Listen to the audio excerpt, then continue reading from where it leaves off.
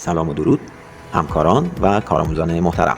برای محاسبه بعضی سندها هزینه‌هاشون رو وقتی بخواید حساب کنید، از گزینه امکانات وارد محاسبه هزینه سند میشید و از اینجا دونه دونه انتخاب میکنید. فرض میکنیم ما میخوایم یک قرارداد کسبی بزنیم، اطلاعاتش رو وارد میکنیم. طبق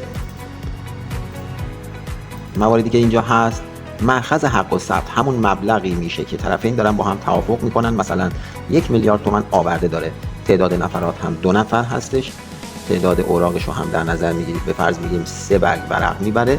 محاسبه هزینه سند رو میزنید، میبینید که افزایش 0.5%، حق و ثبت، حق و تحریر همه رو محاسبه کرده. 15 میلیون خورده هزینه سند شما شده، اما حق و تحریر دفتر و سردفتر 4 میلیون و 677 هزار تومانه که البته اون 10% ها هم ازش کسر خواهد شد.